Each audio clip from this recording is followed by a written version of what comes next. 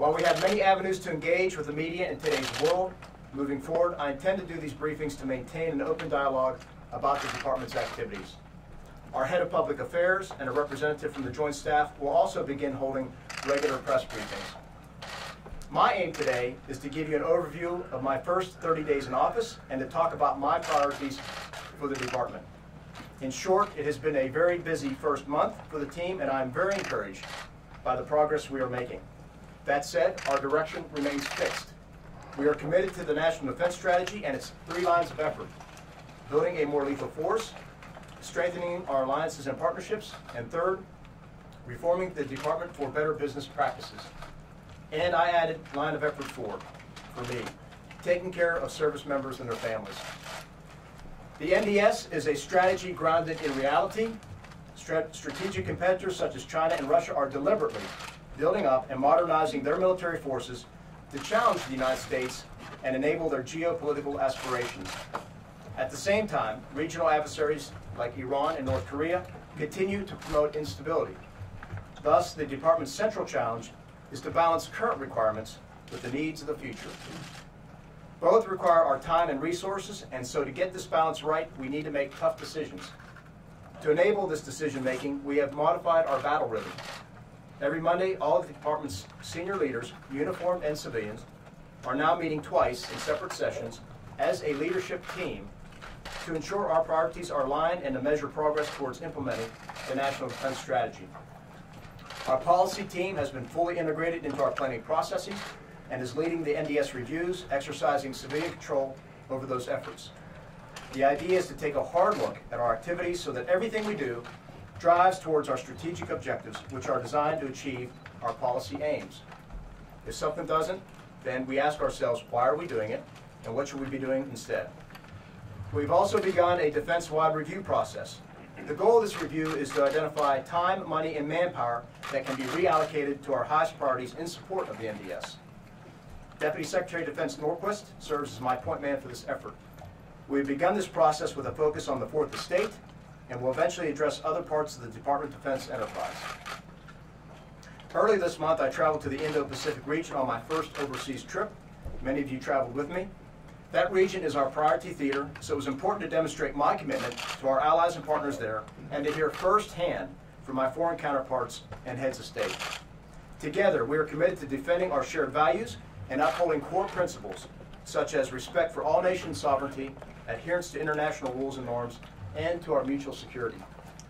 It is clear that China is engaging in a deliberate strategy to undermine the stability of the region. It is clear the values and behaviors of the Chinese Communist Party do not align with the vast majority of states. Throughout my many conversations with foreign leaders, time and again they emphasized the need for the United States to continue to show leadership throughout the Indo-Pacific in order to preserve the freedoms we all enjoy. We will continue to expand our defense activities throughout the region in close cooperation with our allies and partners while pressing for equitable burden sharing from them as well. Next week, I'll be traveling to Europe to meet with some of our NATO allies to discuss the U.S. posture in Europe and our ongoing efforts to deter Russian aggression. I had the opportunity, as many of you know, to attend the NATO Ministerial this past June, where we discussed a broad range of issues to include the INF Treaty, the state of NATO readiness, the future of Afghanistan, and how to address continued malign behavior by Iran. On that last point, I am pleased to report that Operation Sentinel is up and running, with the UK, Australia, and Bahrain joining us in this effort. The purpose of this operation is twofold. First, to provide freedom of navigation for the commercial shipping that is so vital to global economic trade, and second, to deter provocations and avoid conflict in the region. We remain in discussions with many nations who have a stake in the openness of this region, and we expect to see the list of participants continue to grow. I'm also excited for tomorrow's activation of the United States Space Command. To ensure the protection of America's interests in space, we must apply the necessary focus, energy, and resources to the task, and that is exactly what Space Command will do. As a unified combatant command, the United States Space Command is the next crucial step towards the creation of an independent Space Force as an additional armed service. Additionally, we're making steady progress with Senate confirmation, as we currently have 5 nominees who will have their hearings in the next couple weeks, and another 8 who are undergoing White House vetting. Finally, as a personal priority of mine, we remain focused on the well-being of our service members and their families. Last month, we stood up the PFAS task force that is now working with EPA and other government agencies to develop a comprehensive plan to mitigate PFAS contamination on our military installations. We are also continuing to work closely with our privatized housing contractors throughout our military installations to ensure our families are living in safe and secure housing that they deserve. I met with the service secretaries just the other day to discuss this issue. Now, year after year, we are proud that the United States military remains the most trusted institution in America. This is vital to our success in defending the nation, and I'm committed to preserving this trust by ensuring that we recommit to our profession's core values. I reinforced this shortly after my confirmation by sending out an ethics note to the entire force, and I talked about it yesterday at the Naval War College. Our relationship with the American people and the Congress remains strong, and we are thankful for the 2-year budget deal, which will give us the predictability needed to advance the NDS and protect this great country. It is vital, however, that Congress passes the NDAA and defense appropriations bills on time for the coming year. As I've expressed to members of Congress on many occasions, to include yesterday, continuing resolutions harm our military readiness and stifle our modernization efforts. As such, I urge Congress to work together in a bipartisan manner to ensure the defense bills are passed by October 1st. With that, I look forward to taking your questions today, but first I welcome General Dunford to make his opening remarks. Thank you. Thank you, Secretary. Good afternoon, ladies and gentlemen. Secretary Esper spoke about his priorities and his commitment to the lines of effort that are outlined in the National Defense Strategy. Before we take your questions and talk about current events, I want to further address how we have aligned to the NDS and adapted. There's 4 characteristics of today's strategic landscape that are driving adaptation across the Joint Force. The return of great power competition that's addressed in the NDS, changes to the character war leaders in the department have been speaking about that for some time. The capacity of the force relative to our operational commitments over the past few years have obviously increased in an unprecedented pace of change in virtually every aspect of our profession. In response, we're adapting how we plan, how we support the Secretary to make decisions, how we prioritize and allocate resources, and how we are developing tomorrow's capabilities. And I'll briefly touch on each one of these areas. First, we've shifted from a traditional focus on operational plans for specific contingencies to plans that are globally oriented on each of the challenges addressed in the NDS: China, Russia, Iran, North Korea, and violent extremism. We've also scheduled a series of globally integrated exercises with participation from across the U.S. government interagency to refine our plans and to assist the Secretary in making decisions. And importantly, we've changed the way we prioritize and allocate resources across the combatant commands to better align with the National Defense Strategy. And given the pace of operations over the past 18 years, we've paid particular attention to establishing a more sustainable operational tempo. And this allows us to do what the Secretary has identified in his 4th line of effort. It allows us to better take care of our people, and it also allows us to increase readiness. And finally, to ensure that we have the military we need for the future, we've planned a series of exercises, experiments, and war games to better inform how we adapt the force we have today and define the force that we need tomorrow. And once again, aligned with the NDS, it's important to highlight that we've fully integrated our allies and partners into the initiatives I've described. And with that brief update, the Secretary and I will be glad to take your questions. Great, thanks, Chairman. Thank you, Mr. Secretary and General Dunford. Thank you. Mr. Secretary, it's good to hear that you're going to resume regular press briefings. That'd be appreciated. A question for each of you, if I may. You mentioned Iran, you mentioned Operation Sentinel, Mr. Secretary. It hasn't been that long ago that the U.S. almost went to war with Iran in the sense that there was an attack planned that was called off at the last minute. In recent weeks, it seems to have been relatively quiet. There's been no sabotaging of vessels in the Gulf. I'm wondering if, has the crisis passed? And may I ask a question of General Dunford on Afghanistan? I ask this, General, keeping in mind that you are close to retirement and that you've spent a good part of your recent career focused on Afghanistan.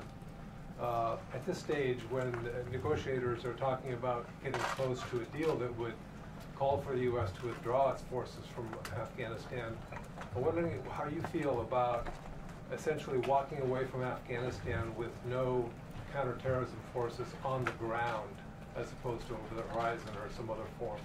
Is that a wise course in your view? So I'll go first, and I'd admonish you, don't mention the R word again. He's not going anywhere yet. He's got a month is a long he's time. he's got a few more weeks. Look, on your first question, Bob, we are not seeking conflict with Iran. We want to engage with them diplomatically. You saw over the weekend some reporting. The president once again said that he's more than willing to meet with Iran's leaders to resolve this diplomatically, and that has been the purpose of Operation Sentinel, was to avoid a situation that would get us off of that track and onto a different one. So to the degree that it's been successful, that's good. I'm not sure I'm ready to call the crisis over yet, but so far so good, and we hope that trend lines continue that way, and we hope that the parties, that the Iranians would agree to meet and talk and help us resolve these issues. Hey Bob, when I think about Afghanistan, I think about two things. Number one is we don't want Afghanistan to be a sanctuary from which the homeland can be threatened, the American people and our allies can be threatened. And the other is we want peace and stability in Afghanistan for the Afghan people. I think any of us that have served there have long known that what's going to be required is a negotiated peace settlement, inter-Afghan dialogue leading to that peace settlement. And so when I think about, when you say we're going to withdraw, I don't think about it as we're going to withdraw. I think about we're going to initiate inter-Afghan dialogue, ideally leading to peace and stability for the Afghan people, and again, Afghanistan not being a sanctuary from which we can be attacked. The President and the Secretary have been quite clear to me that as this progresses, we're going to ensure that our counterterrorism objectives are addressed. And so I think it's premature. I'm not using the withdraw word right now. I'm using, we're going to make sure that Afghanistan is not a sanctuary, and we're going to try to have an effort to bring peace and stability to Afghanistan. Quick follow-up. Sure, very quickly. In your view, will it be possible to achieve that, preventing Afghanistan from becoming a sanctuary again without U.S. counterterrorism forces on the ground? Look, I wouldn't have been standing here as long as I have if I wasn't a glass half full person, right? So I believe that what is needed is some type of disruption to the status quo. I think an agreement that can initiate inter-Afghan dialogue and potentially leading to a reduction of violence associated with the insurgency is something that's worth trying, particularly, and it's important to emphasize this, any agreement that we have moving forward, the President's been very clear, is going to be conditions-based. And so those conditions are what make me confident that it's worth trying. Mr. Secretary? Phil Stewart? Yeah, just clearly, just to follow up on Afghanistan, I mean, is potentially moving counterterrorism forces over the horizon a solution that this department is considering, planning for? Phil, I honestly think it's premature to talk about what our counterterrorism presence in Afghanistan may or may not be without a better appreciation for what will the conditions be. We have tailored our counterterrorism presence in Afghanistan to reflect the operational environment. The operational environment would clearly change in the wake of a negotiation, but I think we have to make assessments. I would then make recommendations to the Secretary and we'd have a conversation with the President. But again, I think it would be premature to talk about any specific posture. Yeah. Mr. Secretary, I have a question on you, please. Barbara. Just to follow up on Barbara. General Dunford, I wanted to ask you to reflect on the environment you have been operating in over the last 2 years. I am sure you saw today, sir, that Secretary Mattis wrote, and I quote, "We are dividing into hostile tribes, cheering against each other, fueled by emotion and mutual disdain." Because you are the President's key advisor on threats to democracy, of the democracy of this country, do you agree with Secretary Mattis, who you've known so many years?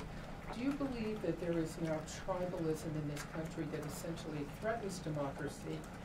And to ask you to also reflect as best you can on how you see President Trump changing over the last couple of years in his role as Commander-in-Chief. We well know you do not like to talk about the President, but this may be our last opportunity to ask you, so I got to. Yeah, Barbara, as you know, I've worked very hard to remain apolitical and not make political judgments. And your first question is not in my lane. I worked very hard to provide military advice to the Secretary, military advice to the President, other members of the National Security Council, and make sure that our men and women in uniform have the wherewithal to do their job. And I'm going to stay in that lane. And that gets to the second part of your question, which is I will not now, nor will I when I take off the uniform, make judgments about the President of the United States or the Commander-in-Chief. I just won't do it. Let me ask you this. How do you view because you are the advisor on military matters, we have now seen troops in uniform, active duty, wearing red political hats. We have seen the president come into this building and make speeches in discussing the Democratic leadership. Do you worry at all that we have partisan politics brought into the military? And that would be a question, Secretary Esper, as well for you, sir. Does something need to be done about this, or do you think it's okay just to let it go on? What are your concerns about the emergence of partisan politics into the ranks? So I'll take that question, Barbara. You know, as I answered to Congress during my nomination hearing, I've said this to some of you before as well. My commitment is to keep this department apolitical. And I believe the best way to do that begins with the chairman and I behaving in an apolitical way. And from there, the leadership that we demonstrate, the values we emulate, work their way throughout the force. And to me, that's the best way to do it. And of course, we have rules and regulations throughout the services that say you can't wear political items on a uniform, et cetera, and we will continue to enforce those standards. Jennifer? If I could just follow up on Afghanistan for both of you. Are the Taliban wrong in saying that in 24 months all U.S. troops will be out of Afghanistan? Can you rule that out? Jennifer, I'm not going to make any comments with regard to the diplomatic negotiations going on right now. They are where they are, and we got to let this play out, and then we'll be able to answer all of your questions with regard to an agreement, if it ends up being an agreement. Jennifer, the only thing I'd emphasize, the Secretary and I have talked about this many times. Some of you may not hear this when you hear bits and pieces that appear to be, it's mostly speculation. But the one thing that's been clear in all of our meetings is that any agreement is going to be conditions-based. And the President's been very clear about Afghanistan not being a sanctuary from which we can be attacked, and that this is going to be done in conjunction with Afghan leadership. Just a follow-up, you were the top commander there and you used to deal with the Afghan government. The Afghan government feels that they've been left out of these talks. Do they have legitimate concerns? I would tell you this, I leave the State Department to characterize the specific interaction that we've had with the Afghan government. I recently visited Afghanistan. I met with the Minister of Defense, Minister of Interior, General Miller, Ambassador Basher, and engaged with the Afghan leadership in Kabul virtually every day to make sure that there's transparency in this negotiation. I view any agreement that would be pending as something we're doing with, not to, the Afghan people. Among all parties. Question on Secretary, as Israel expands its targeting inside Iraq and Lebanon, can you help us understand the level of your concern about the political blowback for U.S. troops and the Iraqi political environment as a result of the strike? And Mr. Chairman, the military has long been quietly concerned about the impact these strikes could have on the security of U.S. forces in the region. Can you speak to that, please? On the first part, I'll say obviously we are in Iraq at the invitation of the Iraqi government, and we are there and focused on one thing, our forces, and that is working with and through the Iraqi forces to execute the de-ISIS campaign, and that's where we are focused. And obviously we're concerned about anything that may impact our mission, our relationship, or our forces. The statement that came from DOD the other day really made a point of distancing the U.S. from, some of these operations. I think it put a finer point on the idea that the U.S. really wants to stay away from. We remain focused on supporting Iraq and supporting our forces in Iraq to go after ISIS. Yeah, again, all of our operations are consistent with the agreements that we have with the Iraqi government. All of our operations in conjunction with the Iraqi security forces focused on ISIS, all of our operations. With regard to force protection, we assess force protection across the region virtually every day. General McKenzie is in constant dialogue with the Secretary and I about the needs for force protection. He makes adjustments based on tensions in the region. So you asked, are we concerned about it? We're not complacent about force protection. We look at it every day, and we're very attentive to the operational environment when we make adjustments in our force protection. I want to try one more time in Afghanistan. As you know, Ambassador Khalilzad is still in negotiations with the Taliban. He said he expects assurances from the Taliban it will not be used in any way by Al-Qaeda, other terrorist organizations again. The Pentagon in a report last month said we need a robust counter-terror capability. So just to be clear, do you need both the assurances and the capability, even though we don't know what the capability at this point will look like? I think you both could address that. Well, again, I'm not sure which report you're referring to that came out of the department. Lots of reports come out every day, as you all know. All I'll say again is the state has a lead on this. Ambassador Khalilzad and his team have done great work. We've been involved with them. We have people involved with him, as is General Miller on the ground. And I'll defer to him to comment on what he wants to comment. But we are not going to get involved in commenting on the diplomatic process. Well, no, that's not my point. My point is, do you need a counter-terror capability in Afghanistan once there's a peace deal signed? Can you I think you answered that already, but I'll let you go. Tom, I'm not trying to be evasive, but something I've said even in testimony is, look, we have enduring security interests in the region, diplomatic interests in the region, and economic interests in the region.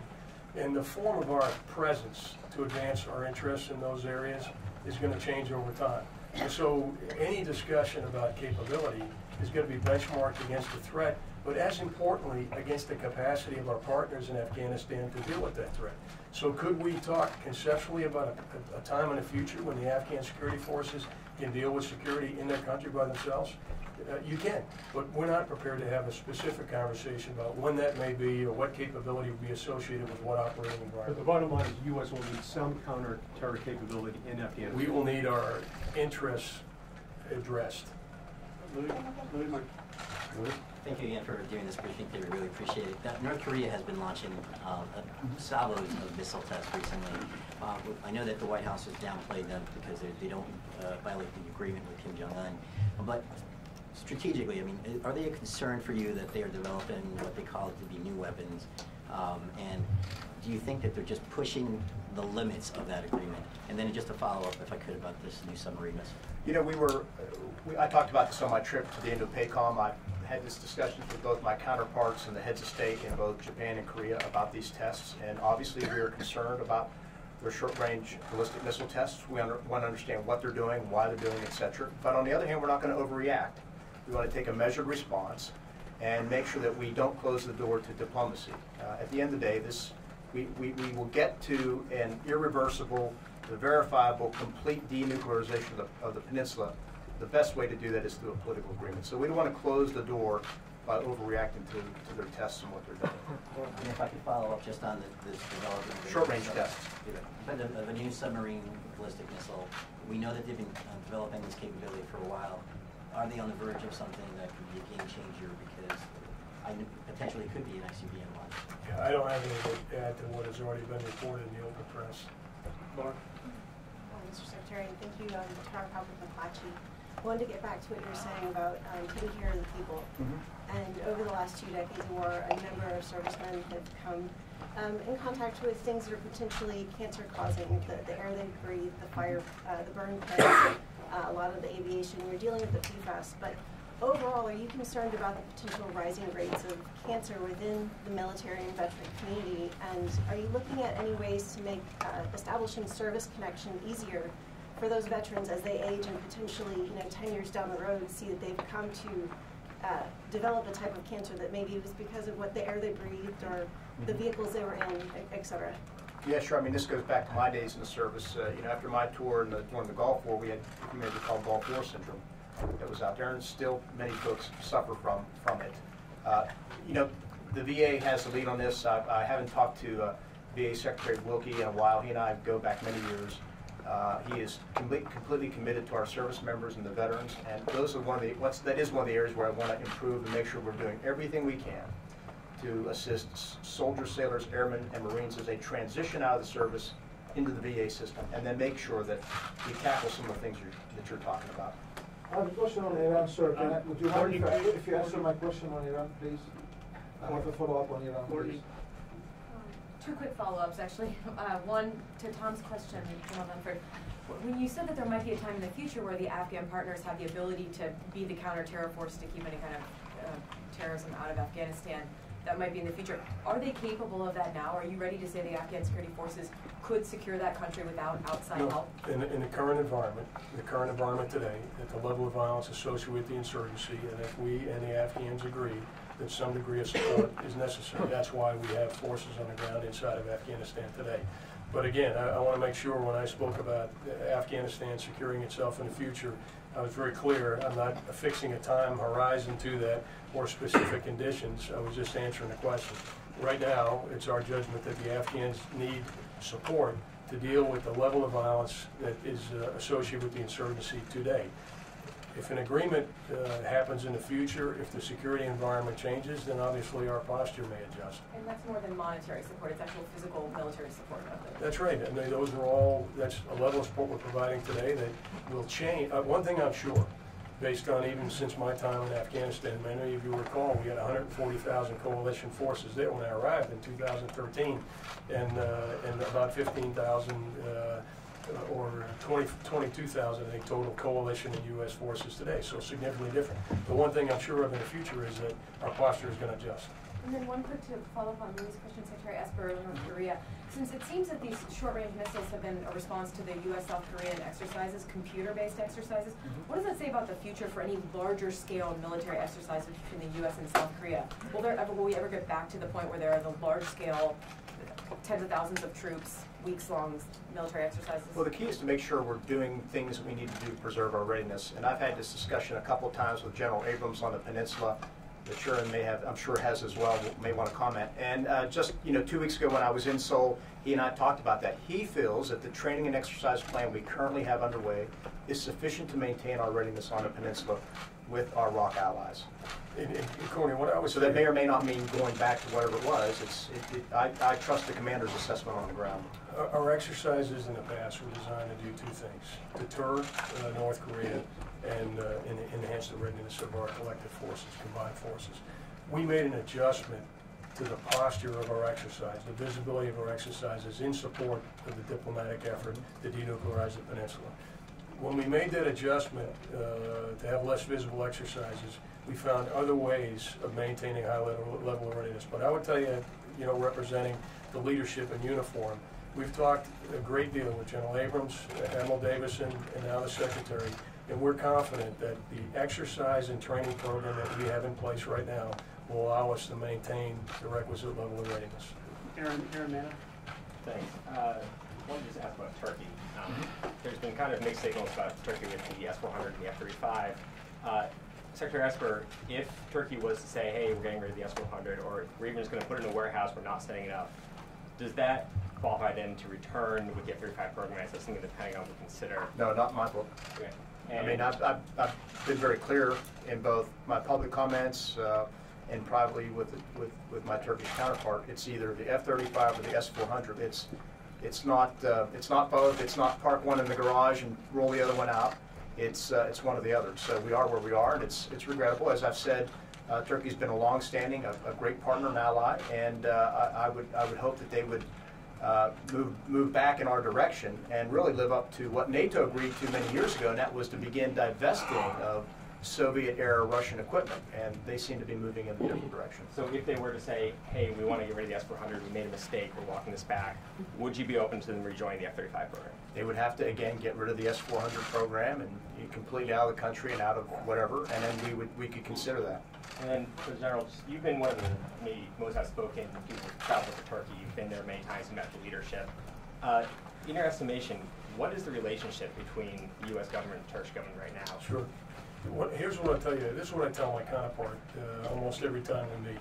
I said, look, when I look at Turkey and the United States, it's very clear to me that we have many more areas of convergence than divergence. And many of these areas of divergence are kind of near-term issues, they're difficult issues, no question about it, but they're issues that we can work through.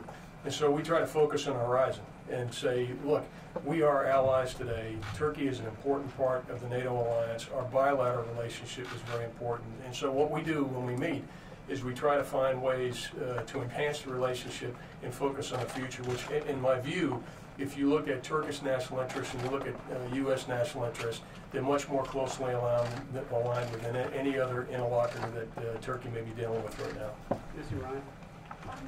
Thank you very much. I just want to follow up with one quick question for General Dunford and then ask you both a Yemen question. General Dunford, building on Barbara's question about partisan politics, is it your judgment that some of the events that she referenced, you know, the MAGA hats, some people would add using military funds for the border wall, do you believe that those things have damaged the military or jeopardized the military's nonpartisan or apolitical tradition? And then the question on Yemen would be, the war has continued far longer than anyone expected it to. Civilians continue to die, and now we have a significant development in that the Saudi and Emirati coalition appears to be fracturing. And the war appears no closer to a conclusion. Do you believe that it's time to rethink our military support to Saudi Arabia, the remaining support as it relates to the war against the Houthis? Hey, Missy, notwithstanding any specific incident somebody would mention, when I look back over the last few years, I'm incredibly proud of the professionalism of our men and women in uniform. And with very few exceptions, they have conducted themselves in a manner very consistent with our ethos and with our values. And so we take every one of these issues seriously. We address it when it occurs. By and large, many of these issues are addressed by sergeants majors, first sergeants, chief master sergeants on the scene, and they're not things that rise to the level of the Secretary of Defense or the chairman. But again, I wouldn't want, to answer your question specifically, I wouldn't want any of these specific incidents that have been raised to characterize the men and women in uniform. They have done exactly what we've asked them to do by and large during a period of time, and I would acknowledge in Barbara's question, it has been a very politically turbulent period of time. And yet, almost 80% of the American people still have trust in the United States military as an institution, and we take that very seriously to maintain that trust. This is one of the things when I spoke to the students at the Naval War College yesterday. I spoke to them about maintaining our ethics and our values, because we are regarded by society very high, probably the highest institution in America, but it's a fragile thing, and we have to safeguard it, and we safeguard it by practicing on a day-in, day-out basis our professional values and our ethics. So it's something that he and I will continue to push forward. And then on Yemen and Saudi Arabia? Yeah, I almost forgot the question. Look,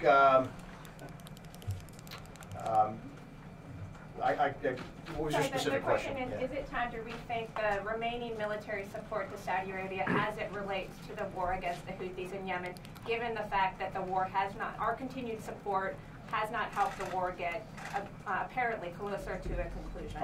Our support has been very limited, and limited to helping them on the for their defensive purposes. So, you know, you've outlined some things. We'll see where it goes.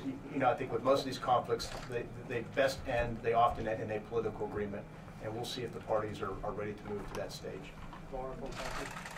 Hi, sir. Mrs. Secretary, as you said, you were in the Indo-Pacific region. Yeah, with you. Recently. Yes, exactly. And when you were there, you seemed pretty hopeful that you would get some kind of resolution to the South Korea-Japan spat. Obviously, we saw South Korea pull out of that military intel sharing agreement. So I'm wondering if you see the path going forward. Do you see that there's a possibility of resolving this with little impact to military operations? Yeah. And then, General, for you, are you seeing any impact to military operations due to getting out of that path?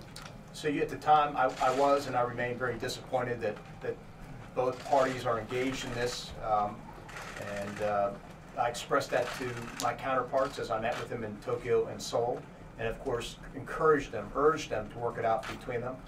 And look, I am a half glass full person as well. I'm hopeful that they'll get beyond this, because as I articulated to them, look, we have common threats facing us, North Korea and China, and bigger threats, and we're stronger when we all work together. And I think, again, when you look at the ledger, we share more interests and values and things in common than we do not. And I want to build upon that and hopefully resolve this quickly, move forward, and get back on the important track we need, and that is really thinking about North Korea in the near term and China in the long term, and how do we work together, how do we broaden our partnerships, strengthen our alliance, and make sure we're prepared for the future.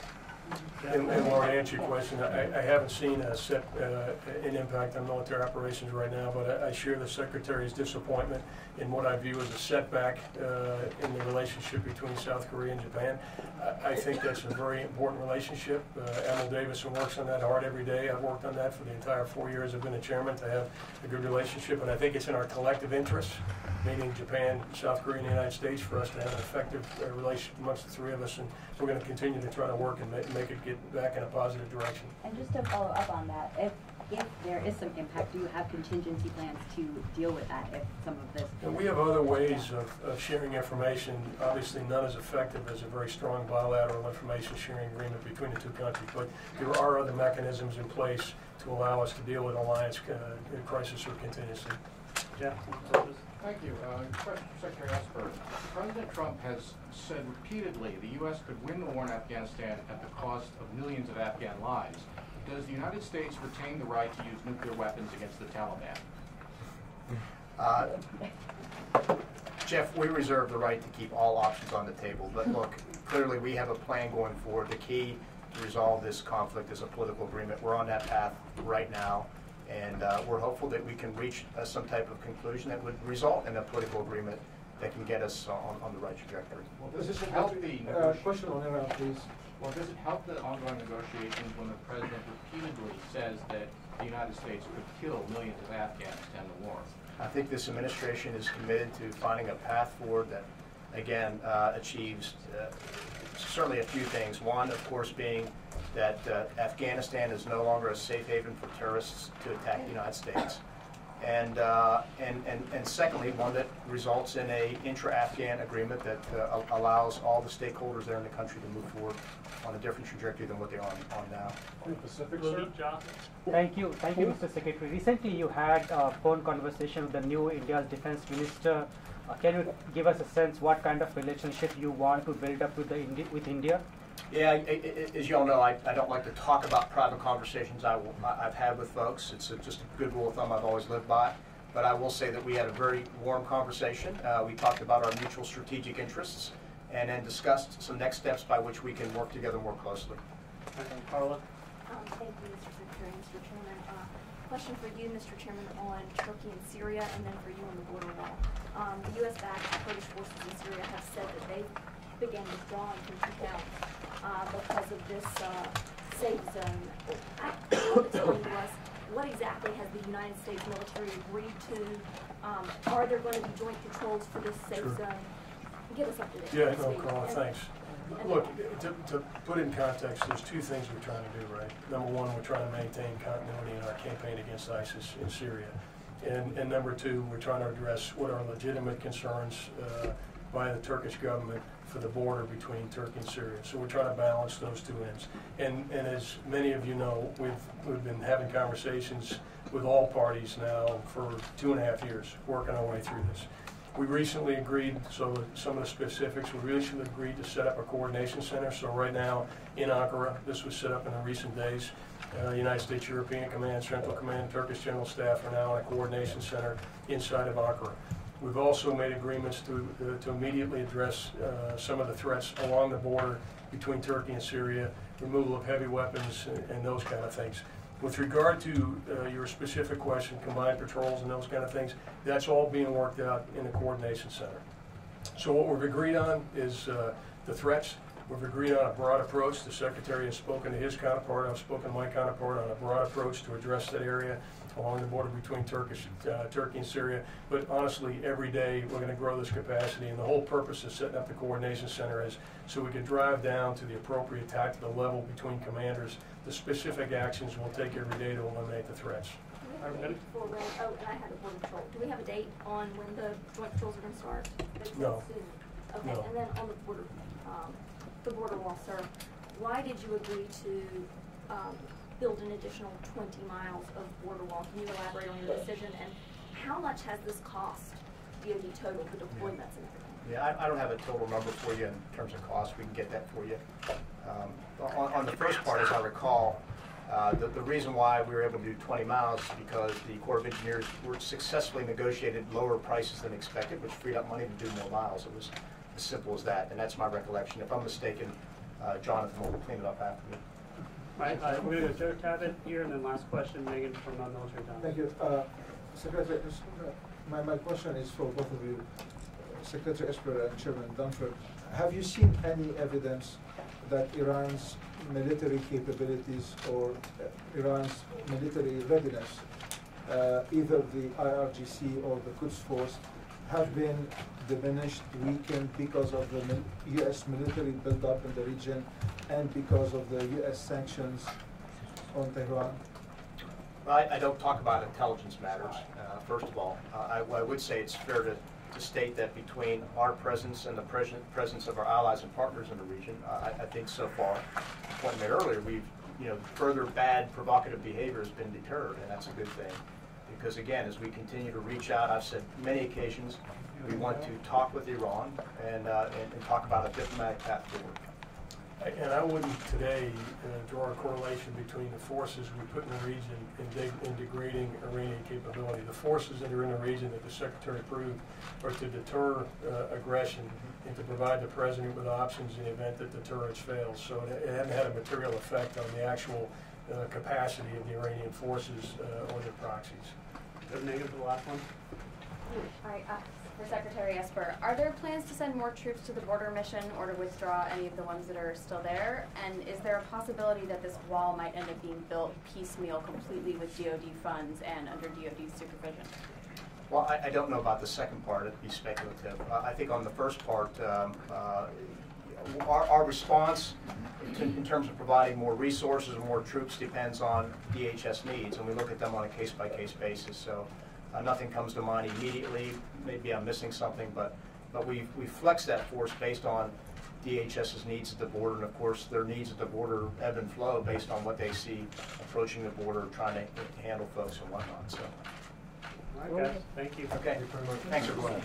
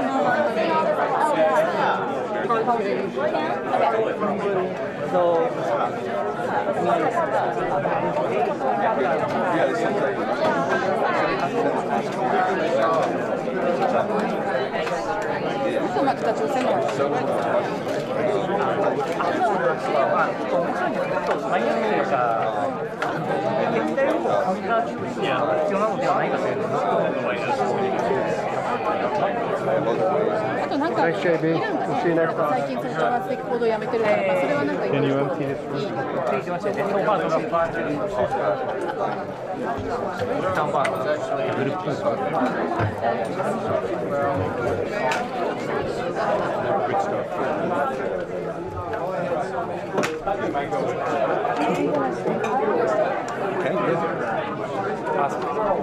Yeah, we're going to stop by and ask about